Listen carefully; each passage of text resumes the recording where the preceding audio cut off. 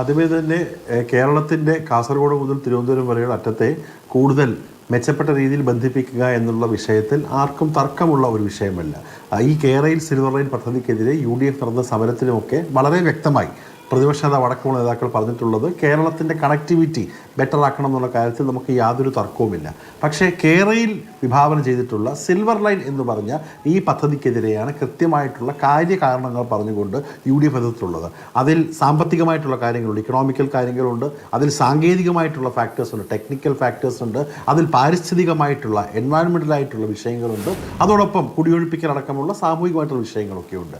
ഞാൻ മനസ്സിലാക്കുന്നത് ഇന്നും കേരളയിലും അതോടൊപ്പം റെയിൽവേ തമ്മിൽ നടത്തിയ ചർച്ചയ്ക്കകത്ത് ഈ വിഷയങ്ങളൊന്നും കാര്യമായി പ്രതിപാദിച്ചിട്ടില്ല എന്നുള്ളത് തന്നെയാണ്.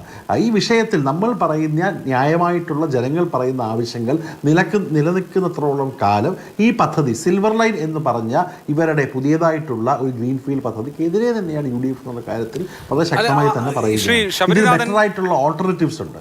ഓൾട്ടർനേറ്റീവിനെ കുറിച്ച് പറയുമ്പോൾ എന്തെങ്കിലും ഒരു സൊല്യൂഷൻ ആവശ്യമുണ്ടല്ലോ. ഇപ്പോൾ റോഡ് ഡെൻസിറ്റി എടുത്താൽ ഏറ്റവും കൂടുതൽ വാഹന പെരുപ്പമുള്ള ഇന്ത്യയിലെ സംസ്ഥാനം കേരളമാണ് എന്ന് മാത്രമല്ല, ട്രാൻസ്പോർട്ടേഷൻ എടുക്കുന്ന സമയം അത് റെയിൽ വഴിയാണെങ്കിലും റോഡ് വഴിയാണെങ്കിലും ഏറ്റവും കൂടുതൽ സമയം, അതായത് 1 കിലോമീറ്റർ സഞ്ചരിക്കാൻ അല്ലെങ്കിൽ 100 കിലോമീറ്റർ സഞ്ചരിക്കാൻ ഏറ്റവും കൂടുതൽ സമയം എടുക്കുന്ന സംസ്ഥാനം കേരളമാണ്. എന്ന് മാത്രമല്ല, കേരളം നമുക്കറിയാം ഒരറ്റം മുതൽ മറ്റേ അറ്റം വരെ ഒരു പട്ടണം പോലെ കിടക്കുന്ന പ്രത്യേക സാഹചര്യമുള്ള ഒരു സംസ്ഥാനമാണ് താനും. അപ്പോൾ ഓരോ വർഷം കഴിയുന്തോറും നമ്മുടെ കണക്ടിവിറ്റിക്കായുള്ള ആവശ്യം, പെട്ടെന്ന് ഒരു സ്ഥലത്തേക്ക് എത്താനുള്ള ആവശ്യം കൂടും.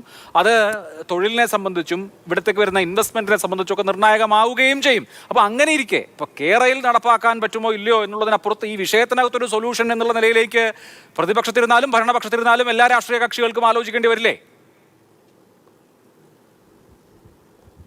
തീർച്ചയായിട്ടും അഭിലാഷ്, അതിനകത്തുള്ള സൊല്യൂഷൻ CPM പറയുന്ന, കേരള സർക്കാർ പറയുന്ന ഇപ്പോൾ നിർദ്ദിഷ്ടമായിട്ടുള്ള സിൽവർ ലൈൻ പദ്ധതിയല്ല.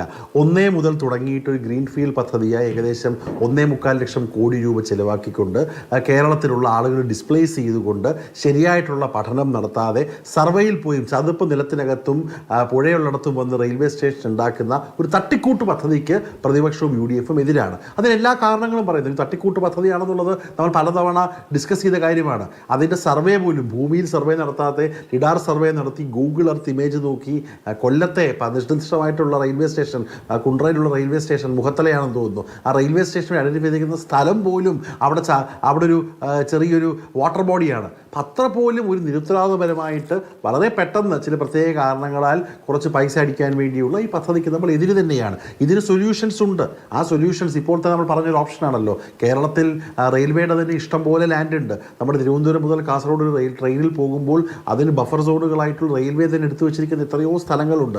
ആ സ്ഥലത്ത് ഒരു 3ാമത്തെ നിലയും 4ാമത്തെ ലൈനും ഭാവിയിൽ വരേണ്ടത് തന്നെയാണ്. അതേപോലെ തന്നെ റെയിൽവേയുടെ നിങ്ങൾ പറഞ്ഞ പാരലൽ ഓപ്ഷൻസ്, ഇപ്പോൾ റെയിൽവേയുടെ തന്നെ പല വലിയ രീതിയിലുള്ള എഫിഷ്യൻസി മാറ്റങ്ങൾ ഉണ്ടാകുന്നുണ്ട്. സിഗ്നലിംഗ് കൂടുതൽ മെച്ചപ്പെടുന്നു. വന്ദേ ഭാരത് പോലത്തെ പുതിയ സംവിധാനങ്ങൾ വന്നു. അത് കാലത്തിൻ്റെ മാറ്റമാണ്. ഒരു 10-15 വർഷങ്ങൾക്ക് മുമ്പ് ജനശതാബ്ദി വന്നു, അതിനുശേഷം വന്ദേ ഭാരത് വന്നു.